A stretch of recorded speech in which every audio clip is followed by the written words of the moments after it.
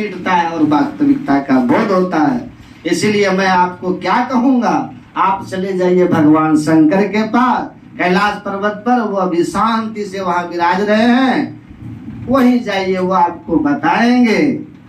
तो वही गरुड़ जी ने काकभुसुंडी के संबंध में, गरुड़ जी को भगवान शिव ने काकभुसुंडी जी को के संबंध में बताया कि आप मेरे पास आए हो तो बहुत अच्छी बात है, लेकिन आप चले जाइए गरुड़ जी काकभुसुंडी जी के पास।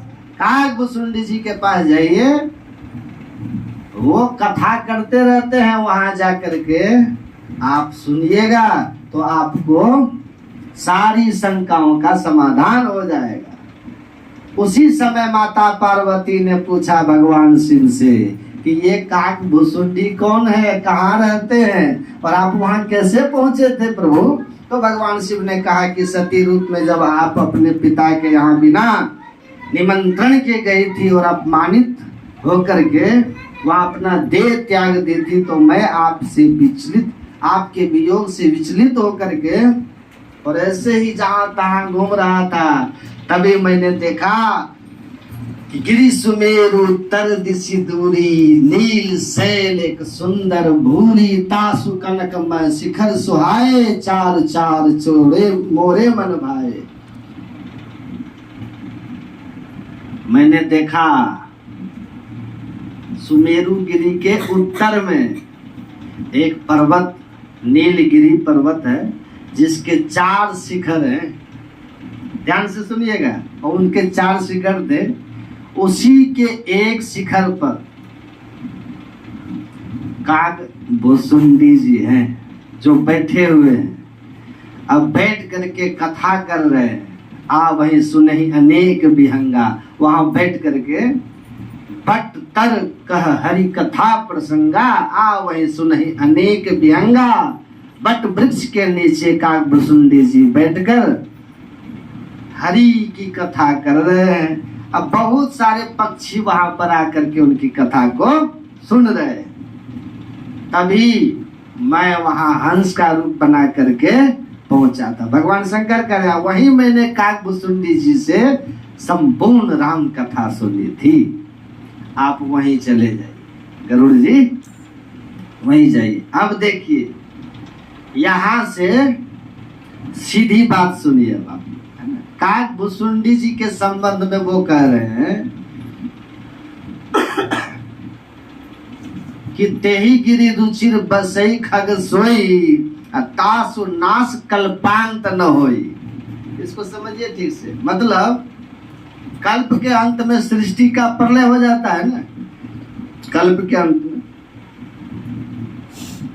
जैसे आप सो जाते हैं आप और जगते हैं, वैसे ही ब्रह्मा की रात्रि में सृष्टि शांत हो जाती है, जागने पर प्रकट होती है। अब महाप्रलय में ब्रह्मा का भी प्रलय हो जाता है, उनका भी लय हो जाता है। फिर नई सृष्टि में नए ब्रह्मा, नए ब्रह्मांड। तो कहते हैं कि सबका नाश हो जाता है, लेकिन वो पक्षी काकभुसुंडी का नाश नहीं होता है। बद्रिकाश्रम की ओर जब आप जाइएगा ना, तो उससे ठीक 20 किलोमीटर पहले एक जगह है, समझ गए? बद्रिकाश्रम गोविंद घाट नाम का। वहां से बृहद हिमालय के शिखर की ओर एक पर्वत है हेमकुंड साहब, जो सिखों का प्रसिद्ध तीर्थ है। वो हेमकुंड साहब, लाखों लाख सिख और हिंदू वहां प्रत्येक साल जाते हैं गर्मी के महीनों में। चारों तरफ बर्फ ही बर्फ ढका हुआ रहता है उस पर। मैं भी गया। कहते हैं गुरु गोविंद सिंह जी ने अपने पूर्व जन्म में वहां पर तपस्या किया था, गुरु गोविंद सिंह। और उन्होंने ही उस पर्वत के बारे में वर्णन किया था कि मेरा ऐसे ऐसे पूर्व जन्म का तपस्थली है, जिसे एक आर्मी के अफसर को स्वप्न हुआ और उसने उसको ढूंढ निकाला। तो उसी के करीब में एक काकभुसुंडी पर्वत है, समझ रहे हैं? जहाँ एक छोटा मंदिर भी बना हुआ है, पुजारी भी है, लोग वहां जाते भी हैं। तो तुलसीदास जी ने लिखा तासु नाश कल्पांत न होई, लिखे ना, प्रलय हो जाने के बावजूद भी काकभुसुंडी का प्रलय नहीं होता, नाश नहीं होता। तो काकभुसुंडी तो होने चाहिए ना, वहां जाके देखिए तो है। तुलसीदास जी ने लिखा वहीं रहते हैं, तो किधर है वो काकभुसुंडी? और वो 4 वृक्ष कहाँ है? बट तर्क हरि कथा प्रसंगा, बट वृक्ष किधर है? किधर है? ताक पाकड़ तरितर ध्यान सो धरई, जाप यज्ञ पाकड़ तर पीपर तरु करई, आम छा कर मानस पूजा, तजी हरि भजन काज नहीं दूजा। तो ये कहाँ पर है? ये पीपल का वृक्ष, पाकड़ का वृक्ष, आम का वृक्ष और बट का वृक्ष, 4 वृक्ष का वर्णन है ना, 4 शिखर पर 4 वृक्ष है। तो ये वृक्ष भी कहीं नहीं है। तो चलो वृक्ष तो खत्म हो गए होंगे, लेकिन काकभुसुंडी तो होने चाहिए। अब सुनिए, काकभुसुंडी कोई ऐसा पक्षी नहीं है जिसका कि नाश नहीं होता हो। लेकिन आप ये जान लीजिए कि धर्मशास्त्र में कुछ बातें रोचकता के लिए होती है, इसको समझिए। कुछ बातें जो होती है ना, यथार्थ बोध के लिए होती है, और कुछ बातें जो होती है शास्त्रों में वो रहस्यात्मक होती है, लेकिन सबके सब हमारे लिए कल्याणकारी होते हैं। समझिए, सब हमारे कल्याण के लिए है। तभी कबीर साहब ने कहा ना, वेद पुराण कहो कि न झूठा, झूठा जो न बिचारा। दूसरा कोई रहता तो कहता भाई बकवास है सब, कोई काकभुसुंडी, सब तुलसीदास जी की थोथी बातें। लेकिन गुरु महाराज ने इस पर टीका लिख करके कहा कि तुलसीदास जी संत हैं और तुम नहीं जानते हो। तुलसीदास जी ने उत्तर कांड जो लिखा है ना, वो उत्तर कांड लवकुश कांड को हटा करके उन्होंने उत्तर कांड डाला है तुलसीदास जी ने। और उत्तर कांड डाल करके उन्होंने अपने साधना की अनुभूतियों का वर्णन किया, जिसमें पात्र के रूप में काकभुसुंडी और संत के रूप में काकभुसुंडी है, और संसारी व्यक्ति जो जिज्ञासा लेकर के पहुंचता है अपना, गरुड़ को जिज्ञासु बनाते हैं। और काकभुसुंडी संत की भूमिका में है, गुरु और शिष्य की तरह संवाद होता है, और हमारे आध्यात्मिक समस्याओं का वहां पर समाधान होता है। ये रहस्य है वहां पर। इसीलिए उस 7वां कांड जो है ना, वहां पर लवकुश कांड के जगह उत्तर कांड आया है। उत्तर कांड विशुद्ध वेद का ज्ञान कांड है। ये जैसे वेद के अंतिम भाग को ज्ञान कांड कहते हैं ना, वैसे ही तुलसीकृत रामचरितमानस का अंतिम कांड उत्तर कांड ज्ञान कांड है, जो साधक अपने अंदर में अनुभव करता है ना। गुरु महाराज जी ने साफ साफ कहा कि समझ लीजिए इस बात को कि ये बात सत्य है, लेकिन ये काकभुसुंडी आंख बंद करने पर जो अंधकार देखते हो ना, इस शरीर में जो जीव रहता है उसका नाश होता है कभी? जीव का, ईश्वर अंश जीव अविनाशी, जीव का कभी नाश नहीं हो सकता, क्योंकि ईश्वर का अंश है ना जीव। इसलिए कबीर साहब 135 वर्ष तक जीवित रहे। और कोई पूछा होगा उनसे, ये बाबा कब आप दुनिया से जाइएगा, कब मरिएगा? तो कबीर साहब ने बड़ा सुंदर उत्तर दिया था, मैं क्यों मरी हूं? अरे हरि मरी हो तब मैं मरी हूं, हरि न मरे हम काहे मरी हूं? अरे हम क्यों मरेंगे? अगर ईश्वर मरते हैं तो हम मरेंगे, ईश्वर नहीं मरते, ईश्वर अमर है तो हम भी अमर है। यही बात तो यजुर्वेद के ऋषि ने कहा, श्रवन्ति विश्वे अमृतस्य पुत्रा, कहा है अमृत के पुत्रों पर अमृत मतलब अमर, अमर परमात्मा की अमर संतान हो तुम। लेकिन आश्चर्य है, बगवा के बचवा बिलैया ले जाए कोई देखो लोग। कबीर साहब कहते हैं आप शेर परमात्मा के अविनाशी संतान हैं। छोटे छोटे लोभ मोह प्रलोभन में डर जाते हैं और दुबक जाते हैं, है ना? डर जाते हैं ना, थोड़ा कोई आंख दिखा दिया झूठी गवाही दे जाते हैं आप। यहाँ जान की बाजी लगा करके लोगों ने जान कुर्बान कर दिया, लेकिन सत्य से पीछे नहीं हटा किसी को, है ना? आप समझिए इस ज्ञान को। इस ज्ञान से परिचय जिस दिन हो जाएगा ना, भगवान कृष्ण का अभयता उसी दिन आ जाएगी आपको। हम जब अपन अमर हैं तो फिर मरने का भय कैसा? फिर कोई हमसे कैसे गलत करा लेगा भाई? कोई कैसे हमको डरा सकता है, भयभीत करा सकता है?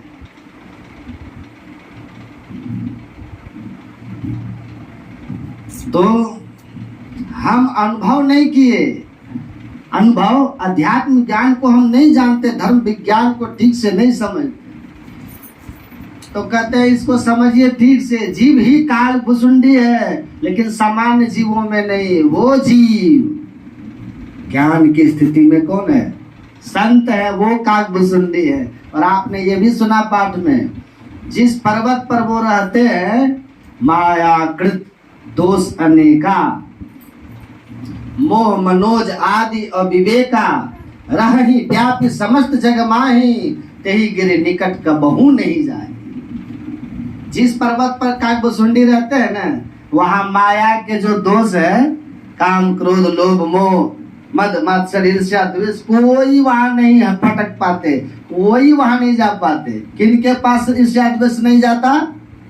धरती पर कोई ऐसा पहाड़ है बताइए तो? धरती पर कोई ऐसा जगह है?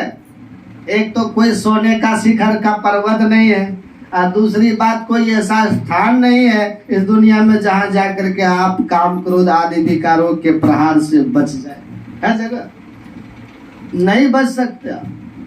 लेकिन आपके शरीर के अंदर में ही ईश्वर ने ऐसा स्थान बना दिया है, जहां आप पहुंच गए तो आप इन विकारों से मुक्त हो जाइएगा।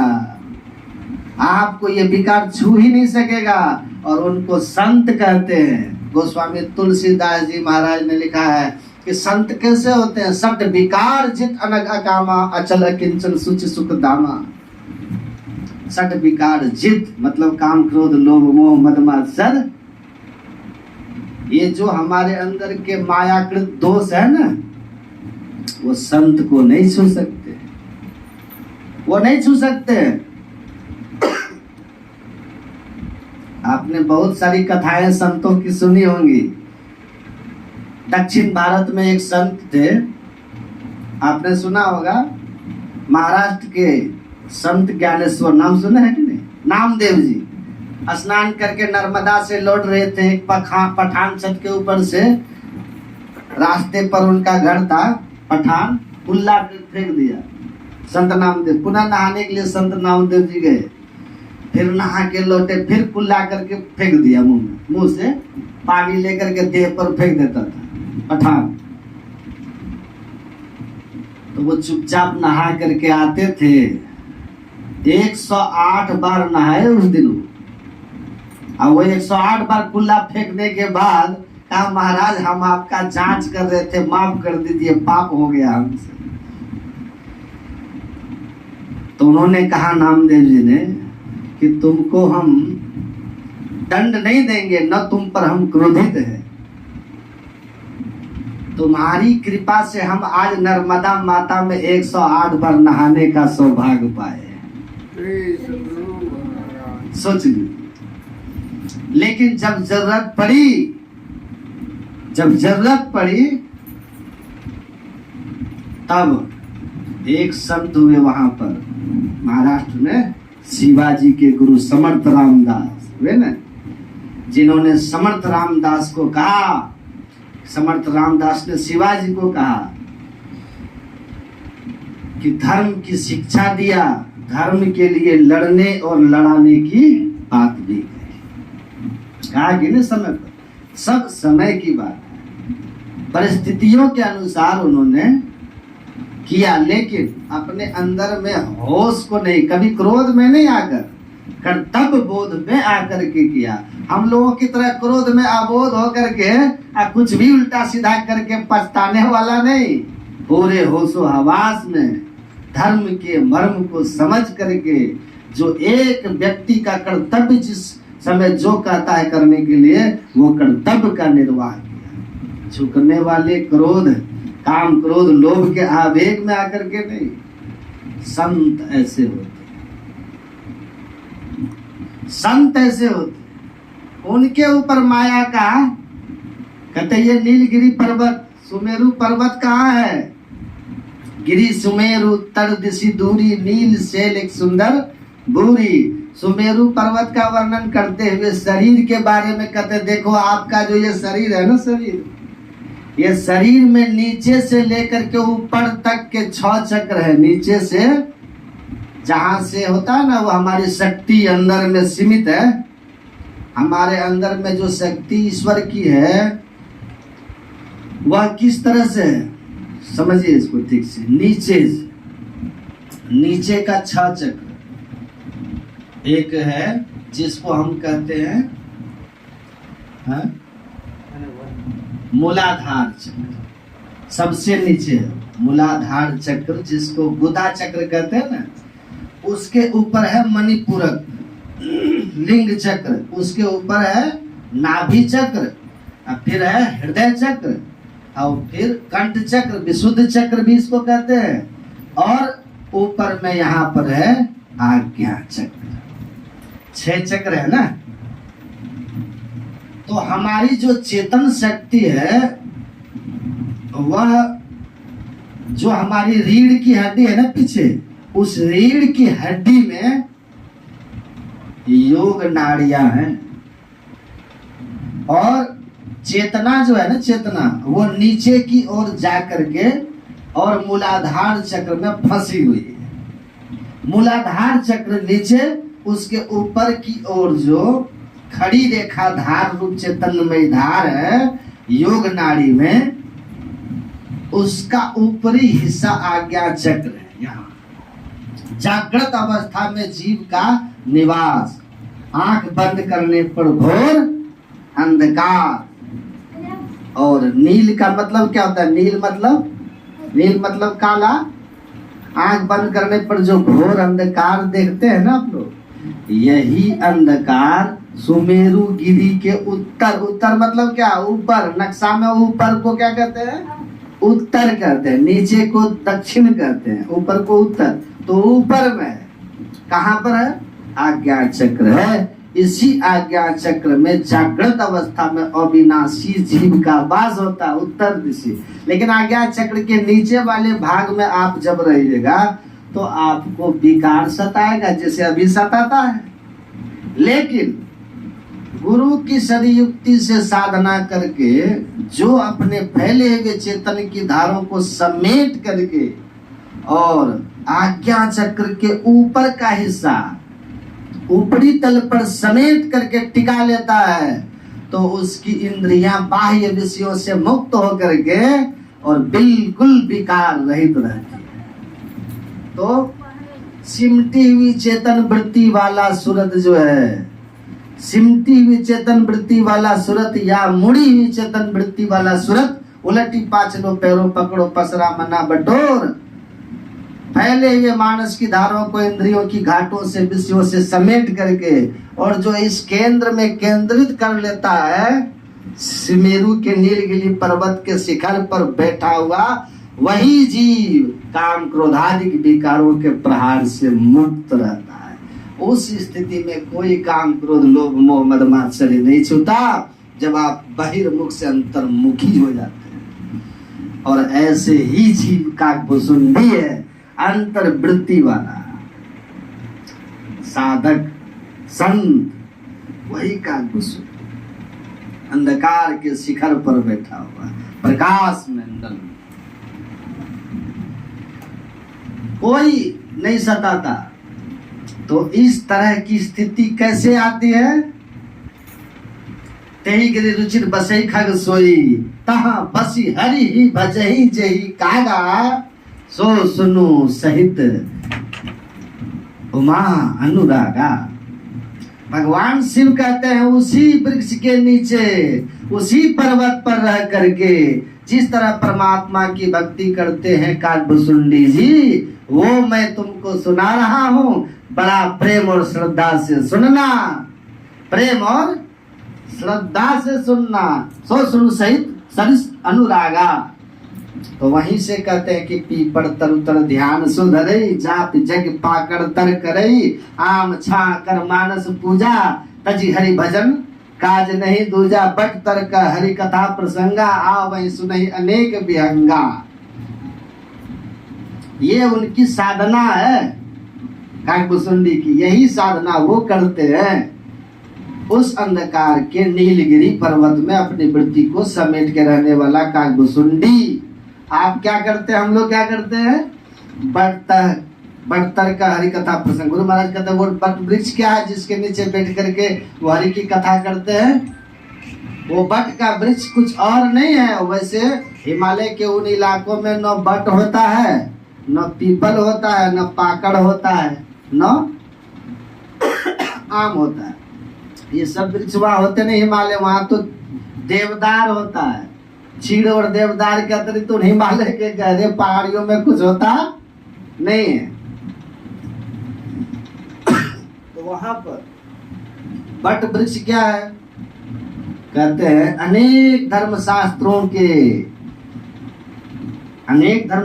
के उद्धरणों को, ज्ञान को सहारा ले लेकर उसकी छांव में बैठकर सत्संग करते। सुन रहे हैं सर? अनेक धर्म शास्त्रों का सहारा लेके करते हैं ना, जैसे हम लोग संत मत में करते हैं ना, करते हैं कि नहीं। जहां कहीं भी भौरे की तरह हम लोग, जहां कहीं भी जिस पुल पर बैठो वहां से पराग लेके निकल जाओ, है ना। हम तो पुराण भी से कुछ अच्छी बात ले लेते हैं, आप कुरान और बाइबल से भी ले लेते हैं, जो काम की चीजें ले लेते हैं ना।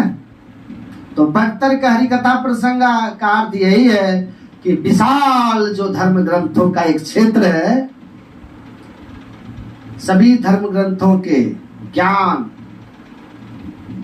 जगह जगह फैलाते हैं और लोगों को विश्वास के दृढ़ करने के लिए सत्संग कथा वार्ता करते हैं। और सत्संग वार्ता में बहुत सारे जिज्ञासु आते हैं, सुनते हैं, समझते हैं और तब हमको ये बोध देते हैं कि ये जीवन किस लिए मिला। आत्मा के कल्याण के लिए, जन्म मरण से छूटने के लिए, आत्मा न मोक्षार्थम जगत हिताय। अपनी आत्मा को जन्म मरण से छुड़ा करके सदा सदा की मुक्ति पाने के लिए,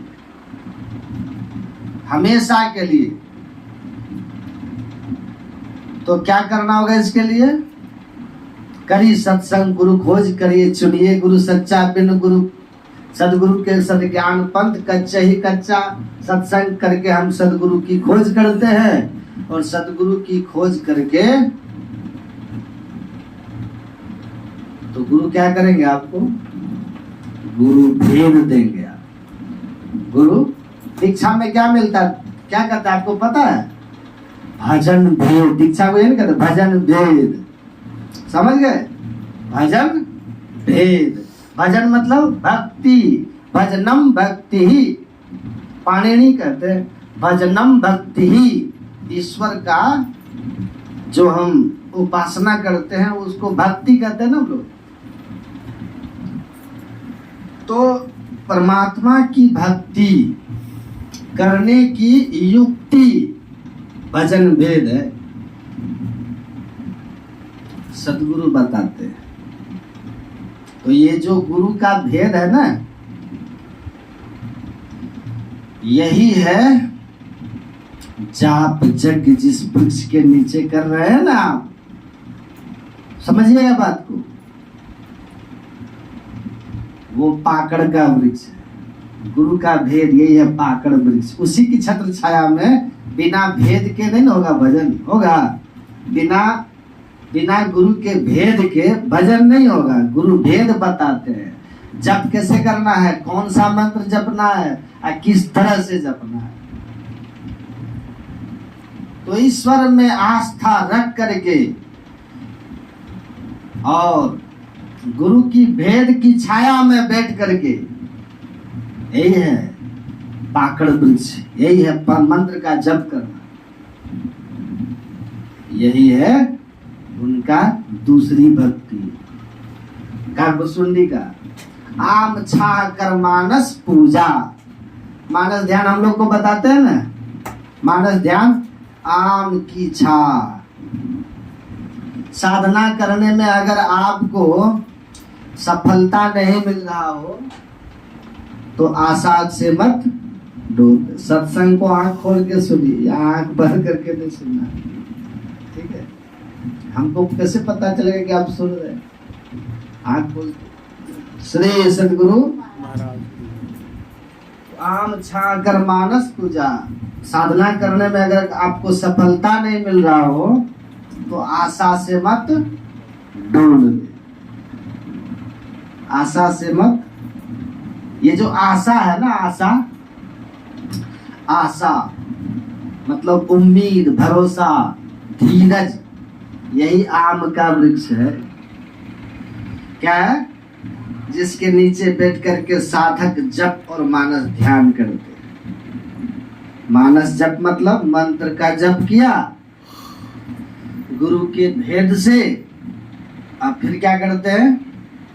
साधना में हम सफलता नहीं मिल रही है, मन हमारा नहीं रुक रहा है, मन नहीं पकड़ा जाए बहादुर जवान है, करता है खुरखुंद बड़ा शैतान है, ऐसा यार हरीफ बसे इस हलक में, अरे हारे पलटू उड़ता कोस हजार पंख बिनु पलक में। या मन जालिम जोड़ रे बरजे नहीं माने, जो या मन को पकड़ा चाहे भागत साकल तोड़ रे। सुर नर मुनि सब पची पची हारे, हाथ ना आवे चोर रे, लेकिन जो हंसा सतगुरु के होई, राखत ममता छोड़ दे। ये मन आपको पटकता रहेगा, हराते रहेगा, परेशान करते रहेगा आपको। इसको पकड़ के लाइए भाग जाएगा, पकड़ के लाइए भाग जाएगा, पकड़ के लाइए। उकताइए मत, निराश मत होइएगा, हताश मत होना। ये आशा से मत डोल दे। दृढ़ निश्चय करके गुरु पर भरोसा करके और साधना में लगना है। मानस ध्यान में पहले सर्वांग का ध्यान करना है और तब मन को वहां से हटा करके धीरे धीरे समेट करके इष्ट के मुखार बिंद में लगाना। सुन लीजिए ध्यान की बात। ये उनकी दूसरी साधना है। क्या सुन ली? ये तीसरी पहला तो सत्संग हो गया, दूसरा हुआ मानस जप, जो गुरु के भेद रूपी वृक्ष के नीचे बैठा, आशा रूपी वृक्ष से डोलना नहीं है, ये तीसरी है मानस ध्यान। और पीपर तरुतर ध्यान सुधरे, तीसरी। चौथी, पीपर के वृक्ष के नीचे ध्यान करते। देखिए मानस ध्यान है ना, और ध्यान दो चीज है, इसको समझ लीजिए। देखे हुए रूप को ठीक से समझिएगा। जिस रूप को आपने देखा है उस रूप को आंख बंद करके मन की आंख से देखना है। क्या करना है? ये मानस ध्यान करना। आपको हम देखे, आंख बंद किए, आप हमको दिख रहे, आंख बंद करने के बाद भी, तो ये मानस ध्यान हो गया। समझ गए? तो मानस ध्यान करते हैं, फिर कहते हैं पीपर तरुतर ध्यान सुधरे। अब ध्यान कर रहे हैं पीपर वृक्ष के नीचे। पीपर वृक्ष, यही सवाल में एक रामानंदी महात्मा से पूछे कि महाराज ये बताइए कि आम छा कर मानस पूजा आम की छाह पर करते हैं, अब फिर कहते हैं कि पीपर तर ध्यान से उधर ही। अब पीपर वृक्ष के नीचे वो ध्यान करते हैं। तो ये ध्यान और मानस पूजा में क्या अंतर है?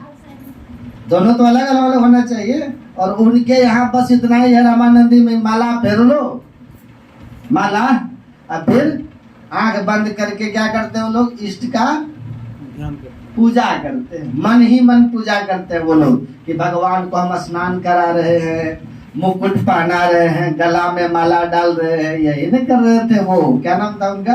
रामानंद स्वामी। भगवान श्री राम सीता लक्ष्मण की मूर्तियों को स्नान कराकर बैठ करके उनका पूजा, मानस पूजा कर रहे थे रामानंद स्वामी। तो कबीर साहब जो थे वो ओट में रह करके बात करते थे, क्योंकि कबीर जो थे ना जुलाहा थे, दलित थे, और रामानंद स्वामी ब्राह्मण थे। रामानंद स्वामी किसी दलित का मुंह नहीं देखते थे, शूद्र का मुंह नहीं देखते थे, इसलिए आधी रात में ही वो अंधेरे में गंगा नहाने जाते थे। तो गंगा घाट पर कबीर साहब सोए हुए थे, जानबूझ के कि जहां से वो उतरते उनको पैर लगा के कबीर साहब को। तो रामानंद स्वामी ने कहा, ओह बोलो बच्चा राम राम राम राम, क्योंकि वो दीक्षा भी नहीं देते थे, गैर ब्राह्मण को दीक्षा भी नहीं देते थे। तो कहा बोलो बच्चा राम राम राम। तो कबीर साहब ने पूरे गांव में प्रचार कर दिया कि हमको तो दीक्षा मिल गया, रामानंद स्वामी ने मंत्र दे दिया। क्या कह रहे ब्राह्मण लोग जाके बोले, अरे आपने उनको दीक्षा दे दिया, कबीर को, इस शूद्र को दीक्षा दे दिया आपने। कहा नहीं, मैं तो दीक्षा भी नहीं दिया, मैं तो मुंह भी नहीं देखता किसी शूद्र का। कहा कि वो तो भर गांव प्रचार कर रहा है। कहा बुलाओ कबीर को। कहा पर्दे की ओर से पूछा उन्होंने कि क्या जी कबीर, तुमको हमने कब दीक्षा दिया? कहा सुबह अंधेरे में घाट पर आपने मुझे कहा ना बोलो राम राम। तो एक गुरु के मुंह से, एक संत के मुंह से निकल गया बोलो राम राम, तो यही मंत्र हो गया। कहा बच्चा बहुत संस्कारी है, जाओ मैं तुमको शिष्य मान लिया। उसके बाद रामानंद स्वामी को देखिए क्या होता है, पर्दे के अंदर में रह करके पूजन करते थे। कबीर साहब मंदिर की सीढ़ी पर बैठे हुए हैं, रामानंद स्वामी ने उनका भगवान राम को मानसिक पूजा कर रहे हैं। स्नान कराए, मन ही मन स्नान कराया, उनको वस्त्र पहनाया, उनको मुकुट लगा दिया। और जब मुकुट लगाने के बाद उनको याद है कि अरे गले में माला तो पहनाए ही नहीं। तो अब माला कैसे पहने, क्योंकि मुकुट चौड़ा है, माला छोटा है। अब गला में माला घुसेगा कैसे? तो माला घुसाने का प्रयास कर रहे हैं रामानंद स्वामी। तो माला में तो रहता है ना बीच में लगा हुआ खोलने वाला, तो वो उस पर ध्यान ही नहीं दे रहे, वो मन ही मन पूजा चल रही है उनकी। कबीर साहब बैठे हुए उधर, पूजा मानसिक कोई सही में नहीं हो रही, मन से पूज रहे हैं रामानंद स्वामी। कबीर साहब कब पर्दे की ओर से देख रहे, गुरु महाराज ध्यान में परेशान है, क्योंकि कबीर बने बनाए संत है ना, वो तो संसार को दीक्षा लेके केवल गुरु की महिमा को प्रतिष्ठित किए और रामानंद जैसे कट्टर पंथियों को एहसास कराए कि ज्ञान का अधिकारी सभी है, इसमें जाति धर्म वर्ण की कोई मतलब नहीं। ये स्थापित करना था उनको। उन्होंने तुरंत कहा, कबीर साहब ने तुरंत कहा कि गुरुजी, कबीर साहब ने कहा बाहर से ही कि गुरुजी घुंडी खोलिए और गले में पहना के फिर घुंडी लगा दीजिए। रामानंद स्वामी को याद आ गया, करे हाँ हाँ हाँ, तुरंत वो गला में खोल के पहनाए। तब कहा अरे कबीर सीढ़ी पर, अब मैं अंदर मन ही मन पूजा कर रहे हैं, मन में हम फंस गए थे, वहां से बता दिया। पर्दा शिष्य को कहा, सेवक का पर्दा हटाओ उसका, पर सेवक ने कहा बाहर कबीर बैठा हुआ है, जुलाहा है, उस पर आपकी नजर पड़ जाएगी। रामानंद ने कहा अरे जो रामानंद के मन की गति पकड़ सकता है, उस कबीर से ये पर्दा किस अर्थ में, हटाओ पर्दा।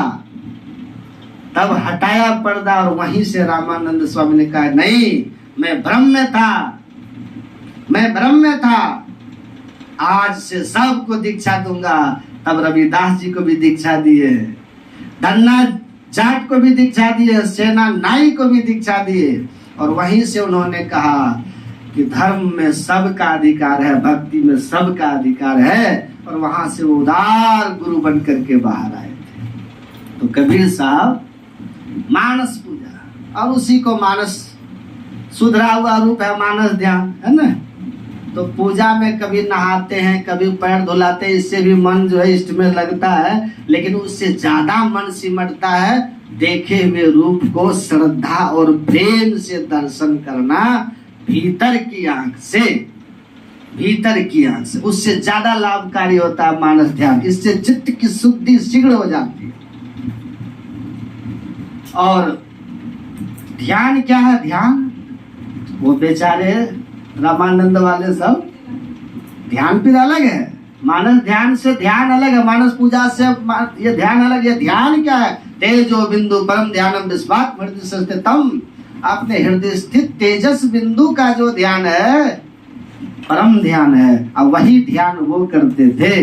गुरु महाराज जी कहते हैं गुरु की कृपा रूपी वृक्ष पीपल वृक्ष के नीचे बैठ कर करते थे, क्योंकि अंत प्रकाश होता है जब गुरु की कृपा होती है। गुरु की कृपा कब होती है? गुरु कोई बेईमान तो नहीं है, वो तो परम उदार है, परम न्यायी है कि किसी पर कृपा कर दे किसी पर न करे। वो भेद दृष्टि वाले गुरु तो होते नहीं, तो किस पर कृपा होती है गुरु की? जो शिष्य योग्य हो जाते हैं। पात्र पर गुरु महाराज ने कहा जैसे वर्षा का जल सब जगह होता है लेकिन ठाड़ता गड्ढे में है, उसी तरह से गुरु की कृपा तो सबके लिए है। उस कृपा को पकड़ के अपना कल्याण बना लेगा जो पात्र बनेगा, जिसके अंदर में श्रद्धा होगी, जितनी गहरी होगी, जो गुरु की बताए हुए सदयुक्ति से साधना में जितना मन लगाएगा, जो जितना गुरु आदेशानुकूल सदाचारी बन करके रहेगा, जो जितना ही अधिक सुचाचार और सदाचार का पालन करेगा, हम लोग चुकते का पता है, वो गुरु की कृपा पाएगा।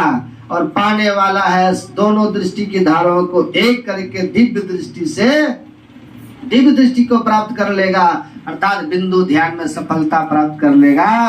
तो गुरु की कृपा, बिना गुरु कृपा पाए नहीं जीवन उधारा है, गुरु कृपा ही केवलम। तो गुरु की कृपा रूपी पीपल के वृक्ष के नीचे बैठ करके दिव्य दृष्टि से आप साधना कीजिए, साधना कीजिए, तो उनकी कृपा हो जाएगी, तो अंतर ज्योति प्रकट हो जाएगा। और अंतर ज्योति के प्रकट होते ही आपके अंदर के सारे विकार नष्ट हो जाएंगे। और विकारों के नष्ट होने के साथ साथ क्या होगा? अंतर्नाद की प्राप्ति होगी, जहां से परमात्मा की ओर की गति हो जाएगी। अंतर पथ पर चलिएगा, अंतर पथ पर चलने वाला ही माया के सारे आवरणों से मुक्त होकर के दिव्य दृष्टि के बाद आत्म दृष्टि पाता है, जब वो कैवल्य दशा में जाता है। संत दरिया साहब की वाणी है, कह दरिया जिन केवल जाना, सोई नर आत्म साहब पहचाना। निज जब निज ज्ञान गमी कर जाना, अभिगत दृष्टि दो अभिगत ज्योति दृष्टि में देखा। अनहद की धुन करे विचारा, ब्रह्म ज्योति होए उजियारा। यह कोई गुरु ज्ञानी जाने, शब्द अनाहत आप ही जाने। ये कोई गुरु ज्ञानी जाने। गुरु की कृपा से भेद लेकर के जब आप साधना कीजिएगा ना, अंतः प्रकाश हो जाएगा। अंतः प्रकाश होगा तो अंतर प्रकाश में बिंदु में नाद का मेला उलट के खेलिए खेला, वहां से आंतरिक नाद खुलेगा। आंतरिक नाद की साधना के लिए नादानुसंधान सूरत शब्द योग की क्रिया सीखनी पड़ती है, जहां से आगे बढ़ते हुए अनहद की धुन करे विचारा। अनहद धुन का विचार करते हुए अनहद ध्वनि में उस केंद्रीय ध्वनि को गुरु की युक्ति से सुनता हुआ साधक एक एक करके माया मंडलों को पार करके और कैवल्य दशा में जाता है। मतलब जड़ावरणों से मुक्त हो गया। स्थूल जड़, सूक्ष्म जड़, कारण जड़, महाकारण जड़, चारों जड़ शरीरों को पार कर कैवल्य दशा में चेतन शरीर में जाता है, जहाँ मैं ईश्वर अंश जीव अविनाशी काकभुसुंडी बनता है। एकदम अविनाशी स्वरूप की पहचान करता है, अविनाशी रूप, अपना स्वरूप। अब तब उसी दृष्टि से परमात्मा का ज्ञान, पहले निज का ज्ञान, तब फिर परमात्मा का ज्ञान, अब फिर परमात्मा से मिलकर के सार शब्द ध्वनि संग सूरत हुआ कह में लीनी, ध्वनि शब्द अनाम अपरम पद गति की भीनी। द्वंद द्वैत सो रहित सो परम पद पाई के, अरे हारे में ही सूरत न लौटे बहुरी न आई, जन्मई आई के। वह सार शब्द के सहारे सूरत मुड़ी हुई चेतन वृत्ति वाला काकभुसुंडी ब्रह्म ज्ञान को उपलब्ध होकर परमात्मा से एक में होता है। भजन भक्ति में अपने समय को लगाइए, शुभ काम शीघ्र कीजिए। भगवान कृष्ण कहते हैं थोड़ा थोड़ा भी भजन का अभ्यास करिएगा ना, ध्यान का, तो ध्यान योग का आरंभ की यही महिमा है कि थोड़ा थोड़ा भी कर रहे हो तो ये संस्कार मनुष्य शरीर से नीचे नहीं गिरने देगा। शरीर छूटेगा, स्वर्ग जाओगे, फिर मनुष्य शरीर में आओगे। नेहा विक्रम नास्वस्ति प्रत्यवायुर्न विद्यते, स्वल्पमभ्यस्य धर्मस्य त्रायते महतो भया।